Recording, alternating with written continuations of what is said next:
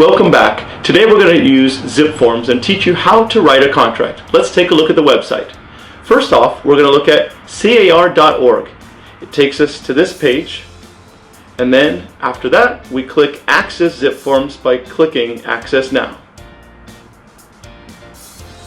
Once you're there, you need to put in your username and password and sign in.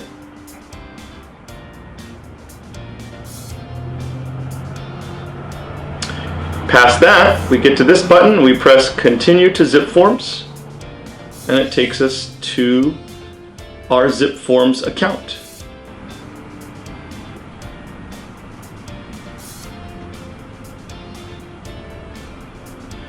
The next thing we want to do is open a transaction once we're here. We're going to click on New. We're going to write an offer, so we're going to hit New Purchase or Offer.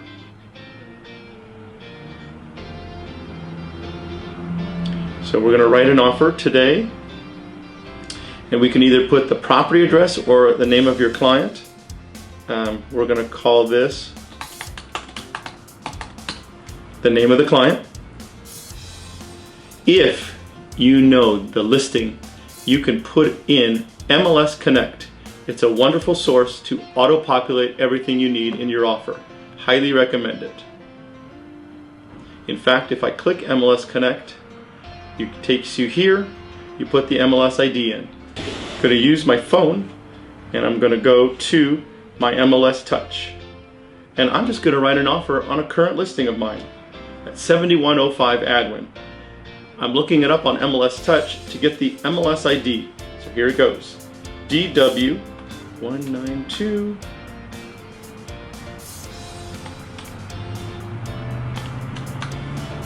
You click Find.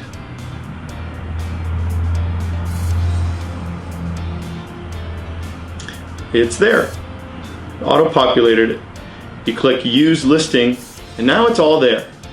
It's a residential listing. We're going to click Residential. If you have set up a template, and I highly recommend it. We're not going to do that here, but if you did, you can select a template. But we're just going to go ahead and pick what we want. You click Save, and now it's going to open up the transaction. Once you're here, to give you the lay of the land, the right side is where you can select forms, and the middle under Documents is the documents you've already selected, or if you're visiting a certain folder another time, anything you've picked in the past and saved will be there. On all forms, again, we're doing a residential purchase agreement. We're going to do the RPA. The minute you put it in, it comes up, and there you go. Let's pretend they're selling a house to buy Adwin. So if you needed to do that, you can add forms. And just to show you, I'm going to go ahead and do that and add it. So it's the COP form or the contingency form. Click that, and I'm on my way.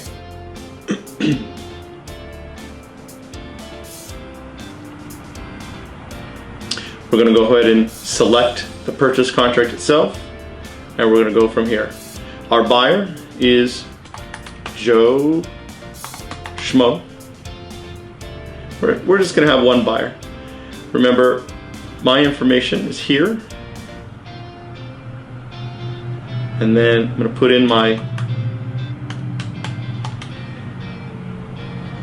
DRE number, and then our office DRE number, and so on. Again, right now it's a little confusing because I am both the listing agent and the buyer's agent. So to make this easier for all of you at home watching, I'm going to change this to somebody else just to make it easier. Okay, so if I change that, and then I'm going to change this as well. I'm going to make this up.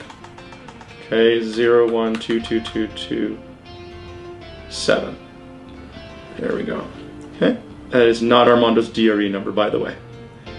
Okay, and then my DRE number, we'll put that in here, and away we go. So as you can see, it's auto-populated the address for us. We got Joe Schmo. Now we come to the good stuff. So we're going to put in today's date. We're going to put in 540,000. Let's go ahead and put in a close of escrow of 30 days. You can see that it said who's who. Now, 24-hour real estate technically represents both. So we're going to say both. Deposit. Say $10,000. The person has an offer of $540. And so I need to figure out what the loan amount. Let's pretend they're putting 5% down. So to do that, how do you figure out what the loan amount will be if it's 5% down? Yes, that's right. You're going to go ahead and put 95% of the 540 to figure out your loan amount. And I'll put it in under loan amount. So I put the deposit, I have the price. The minute I put this loan amount in, watch what happens. It shows me the remainder of the down payment is right here, the balance of the down payment. Okay. If I choose to ask for closing costs, the best place to put it, so you're not hiding it, it's out in the open right there, would be on line E right here. In this particular case, I'm not going to ask, but I just wanted to tell you, if you're going to put closing costs, put it there, under line E on page 1 of 10. As I scroll down, go ahead and do some things. This class is not explaining the details of the contract, it's just how to write an offer. So, under natural hazard, I'm going to write seller's choice, check off environmental. Okay. Again, if you wanted to ask for termite, under 7A2 right here, you can ask for it, and you can say termite report in section 1 clearance. And then by seller's choice. Okay. Remember, it's not in the contract, but if you are going to ask, don't just ask for the report. Ask for the report and the clearance, as I've done. If you're trying to make your offer look better, don't ask for termite. Ask for it once you're in escrow doing a repair request. Okay. We're going to check off under government, smoke alarms, and carbon monoxide. It's a good idea to check off these other two boxes. Under escrow, you're going to check off both of them. You're going to write each to pay their own fees. Under escrow holder shall be. In this case, we know who it's going to be, but I'm just going to show you if you're writing an outside offer. You're going to write seller's choice there. Under title, the same thing. Check off seller in this case, not both, just the seller. And you're going to write seller's choice. County. Okay. I'm writing an offer in Downey. We don't have any city transfer tax, so I'm not going to check off that. If you're writing an offer and it's a condo, a townhouse, or in a home area where there's an association, you would check these off. In this case, we don't have that. I'm going to check off for home warranty under line 10. I'm going to check off that. I'm going to put in First American with Liz Novak. And then it has air conditioning. We're always going to ask for Crest. And I'm going to ask for the upgraded, and it comes out to $495. Okay, the next section. If there's any stoves, refrigerators, or washer and dryers you want to ask for, make sure to check it off if it's not built in. In this particular case, the stove is freestanding, but we want it to stay, so we're going to check that off. And there is a refrigerator, but I'm not going to check it off. There's someone living in the house, so if they are living in the house, you want to give them some days. If it's vacant, by default, there's nothing to check off. In this case, they do live in the house, so we're going to write that in.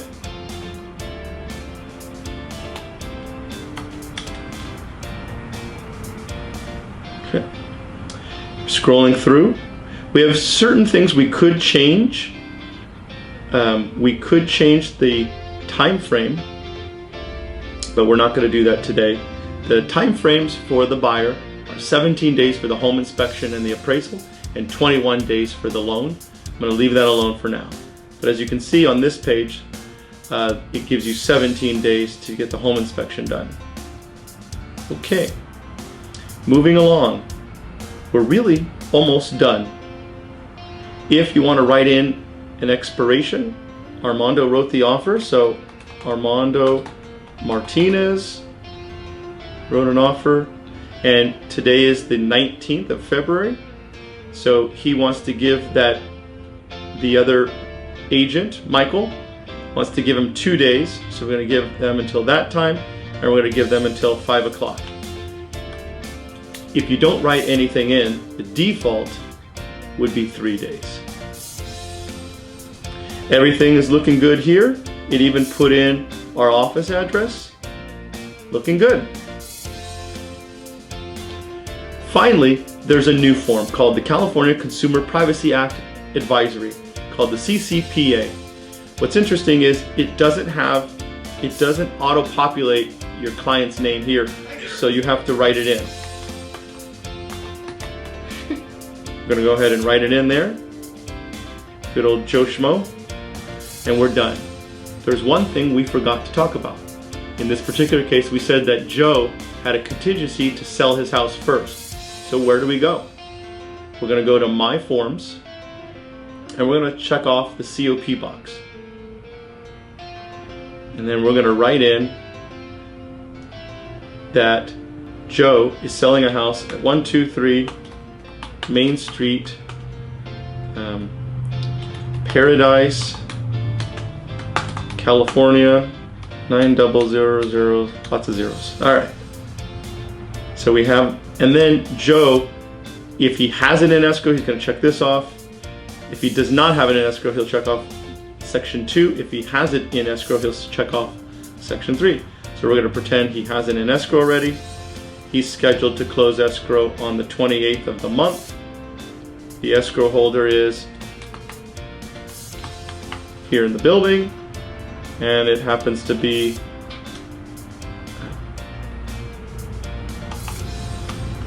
this is the escrow number. I'm making that up, and we're ready to go. Thanks for watching the video on how to put a purchase contract together. Hope it was informative. Next time we're going to show you on how to write a listing and so many other forms. Thanks for watching.